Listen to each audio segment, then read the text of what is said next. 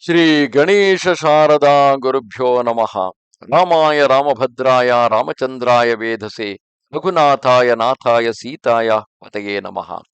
Welcome to all for this session on Ramayana to chapter 57 of Sundara Kanda. Hanuman, after having set the whole Lanka ablaze, then visited Sita and ensured her safety, and then decided to return back to his friends in the northern shore of Bharatha. And then he climbed the Arista mountain and jumped over from that mountain, and for the recoiling effect, that mountain sank into the earth. Like a winged mountain with impetus bound, Hanuman sailed over the airy sea, whose serpents were the yakshas and the full blown lotuses. The Gandharvas, the moon was the lily on those enchanting waters. The sun is the sun, its waterfall, Tishya and Shravana, its swans, and the clouds, its reeds and moss.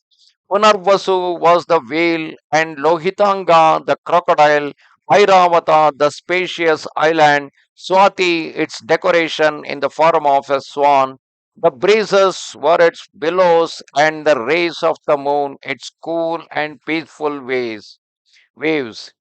Unwearingly, Hanuman, swallowing up that space adorned with sun and stars, skimmed past the king of the planets, cleaving the clouds and crossing that ocean without fatigue. He beheld great masses of cloud, white, roseate, purple, blue, yellow, and black, looking exceedingly beautiful, and he entering and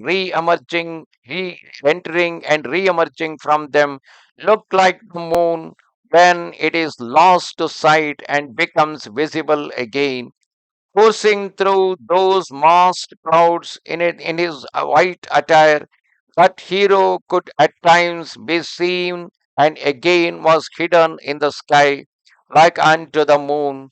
Borne through space, that son of the wind constantly dispersed the group of clouds, sailing on, emitting loud roars resembling thunder, and having slain the Titans rendered his name famous, laid the city of Lanka waste, harassed by Ravana, inflicted defeat on those mighty warriors, and paid homage to Vaidehi.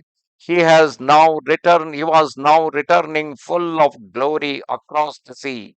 And that one endowed with prowess paid homage to the foremost of mountains, Mainaka, as he sped on like an arrow loosed from the bowstring, approaching from afar.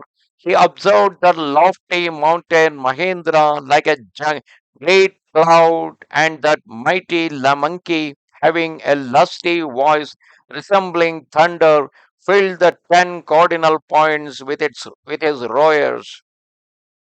Reaching the southern shore, eager to see his friends once again, he began to wave his tail to and fro and emit loud cries. And as he proceeded in the path of Suparna, the clamor rent the skies, and it appeared as if the firmament and the sun's disks were shattered.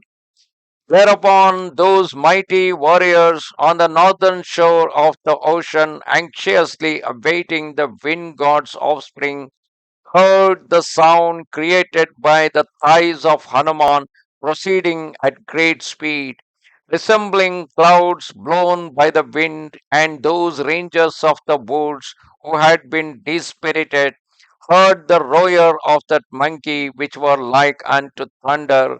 Hearing the clamor raised by Hanuman, those monkeys who were eager to see their friend once again were greatly excited, and Jambavan, the foremost of the monkeys, his heart exultant, addressed them all, spoke thus: Undoubtedly, Hanuman has been wholly successful in his enterprise.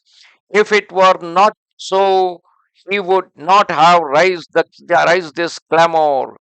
Thereupon the monkeys, hearing the violent movements of that magnanimous one, as also his shouts, highly delighted, leaped up and in their joy, bounding from rock to rock and from crest to crest, eager to behold Hanuman, climbed to the tops of the tree, waving their clean apparel.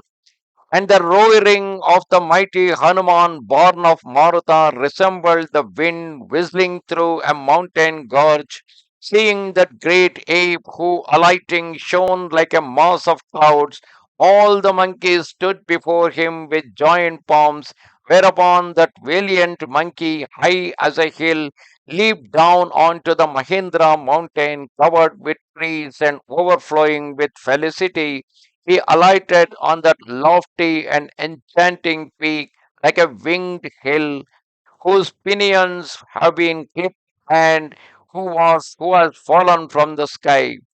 Then instantly all the monkeys with glad hearts began to gather round the magnanimous Hanuman, encircling him, their faces shining with joy, drawing near to him in excess of their felicity. Then, offering obeisance to him, they brought roots and fruits to that greatest of monkeys, born of Marutha. In their delight, some emitted shouts of joy, and the foremost of the monkeys brought branches of trees so that he might be seated. Meanwhile, that mighty ape Hanuman paid obeisance to his elders and the aged with Jambavan at their head, as well as Prince Angada, and honored by them all as he had merited to be, and overwhelmed with courtesies, he informed them briefly, I have seen the goddess. Then, taking the hand of Wali's son, he sat down in the enchanting grove on the Mahendra Mountain, and questioned by them, he joyfully addressed those foremost of monkeys, saying, in the mid of Ashoka Grove, I observed Janaki. Irreproachable one is guarded by dreadful Titan women. That damsel is wearing a single plait of hair and constantly sighs for Rama's presence. She is faint on account of fasting, stained with dust, emaciated, and wears matted locks. Those foremost of monkeys, hearing the words of Maruti, I have seen her sweet as Amrita, intoxicated with joy, began to shout and emitting cries of pleasure raised allusions. Some waved their tails to and fro, others raised them up, lashing them, or bounded to the summit, and with delight touched the fortunate Hanuman, the chief of monkeys. And when Hanuman had spoken, Angada, in the midst of those valiant monkeys, paid tribute to Hanuman in excellent words, saying, for valor and courage you have no equal, O great Hanuman.